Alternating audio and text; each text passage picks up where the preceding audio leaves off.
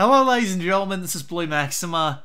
I've been thinking about when the right time was to bring back this series since I haven't actually continued on with it since my power went out and my internet died and I couldn't make any videos for a while. And I just never got back around to actually doing this series.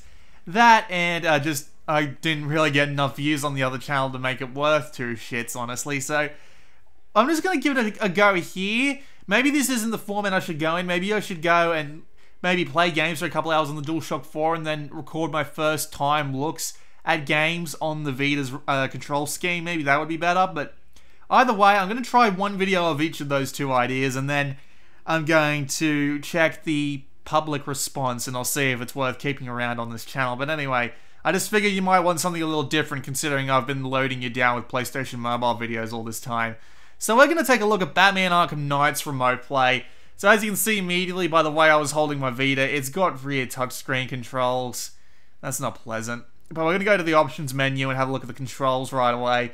So notably, they have the ability to detect when the PlayStation Vita is plugged in, but they don't actually try and adjust the game's controls for anything that might even be remotely useful, which is a little bit disappointing, I must say. And you've also got different screens for the Batmobile's controls as well.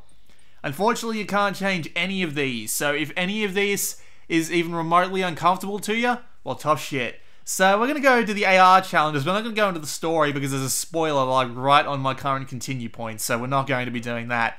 So I'm going to do the Combo Master, and then I'll go to the one-man army so we can show off both sets of controls. So thankfully, Combo Master, as long as I don't get a combo higher than 10, it'll let me stay in this mode for as long as I need to explain the controls when it decides it wants to load, because this game's loading times aren't exactly fantastic, but then again, it's a pretty slow hard drive in there. I got a 2 terabyte in there, but I found that games have pretty long loading times because of that, so you'll just have to wait like I do, because I hate these bloody loading screens. Alright, here we go. So thankfully, on the ground as Batman isn't actually that bad. You've got obviously the combat to worry about, which actually isn't that bad. You can move around pretty well, and actually beating the crap out of people is actually really easy. The directions are pretty simple. It's pretty simple to go in the direction you need, even with the camera moving as fast as it does. However, there are a couple of problems with it. So for example, in order to throw out the quick bat claw or the quick batarang, you need to hold L2 and tap triangle, and that does something like that. And you can also do that with the explosive gel, which blows the absolute bejesus out of people. So it's just kind of hard to do that precisely in the middle of a fight. And also, if you want to do things like throw a batarang precisely, you have to hold the back on the L2 button and then the R2 button, because they don't actually put any effort into changing the control scheme from the default. So it is L1 and R1. You can use R1 to grapple, but I don't really need to demonstrate it because it works fine too. Can be kind of annoying to remember to hold X to start gliding, but it's not that big of a deal because that's actually more the game's problem than just remote play problem in general. So yeah, that is pretty much the ground combat in a nutshell. You do also have all that stuff on the D-pad to worry about, and you can accidentally open the good old map screen and all that by tapping on, yeah, like that, see? You also have to hold this to crouch, but it's actually not that bad, especially since as soon as you go public, and it won't be that big of a deal, and you also tap down here to zoom, but it's not that big of a deal. At least the Batman ground combat things isn't that big of a deal at all.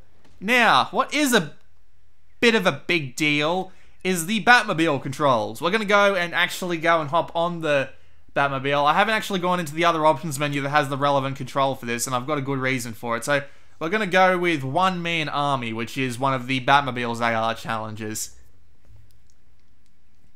When it decides it wants to load, because oh boy, loading times. They sure do suck, don't they?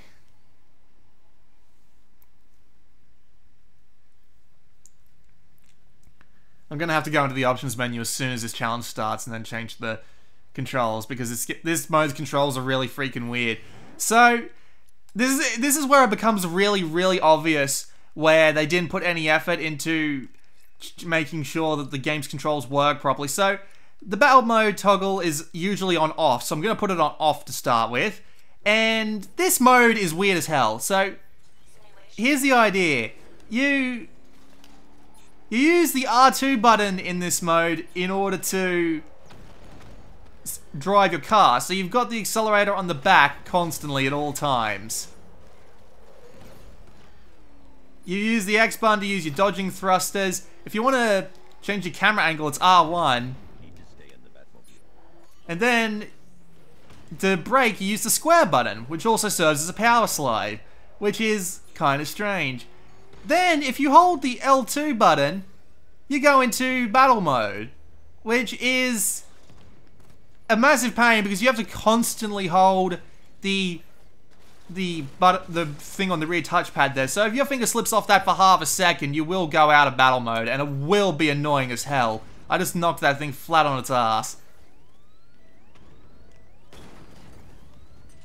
But yeah, you use the R1 and the R2 button in order to actually shoot in this mode. So you use the right shoulder button and the top right rear touchpad. It's just a bit strange, that's all.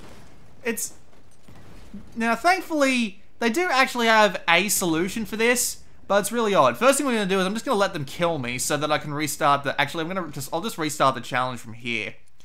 I'll restart the challenge. So that's a really weird control scheme, but thankfully they do actually give you the option in the game options to, as I showed you earlier, make the battle mode a toggle. But it's not just a toggle, it's quite literally they change almost the entire control scheme. So here's how it works now. We've turned that toggle on. You now press R2. Bloody hell. Great. Go me. You now press R2 in order to drive. So you have to hold your finger on the rear touch, and then you use the other one to brake. You wanna swap to battle mode? You tap the right shoulder button, and now you're in battle mode. And instead of the rear touchpad being your accelerator and your brake now, they're how you use your weapons. So this is actually much more comfortable, I have to say. It's a bit more of a pain in the ass, and zoom is still mapped to the back there, but it still works a hell of a lot better.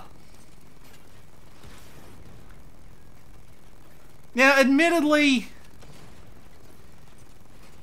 it's still not absolutely optimal, mainly because there are still a couple of really precise things you really don't want being on the rear touchpad, like the instant explosive gel and the instant batarang, and having to aim and fire with that.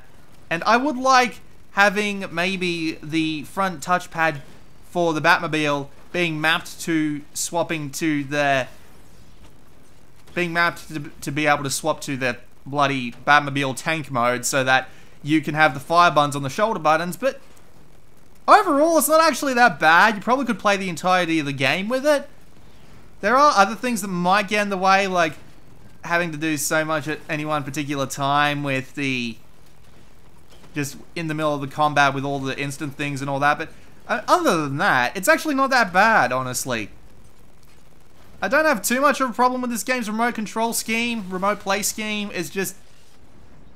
I don't know, I got a little bit worried at first, mainly because they just pretty much... It doesn't use anything different from a typical remote play Vita scheme, except for this option here, which I imagine was added for the Vita, because there's no real reason to swap the modes, because the battle mode is more than comfortable enough on the DualShock 4, and it would be better to get back on the DualShock 4 if you're actually going for a competitive time in any of the races, but if you just wanted to casually play Batman Arkham Knight via remote play, this really isn't that big of a deal. You can more than make do with it, really. It's not something I'd outright recommend playing via remote play or say it's a jewel of remote play or anything, but it's not that bad overall, and it's nothing to really worry about. So that was just a quick look at how remote play works on Batman Arkham Knight. This has been Blue Maxima. I didn't even mean to restart that. I'll see you all next time.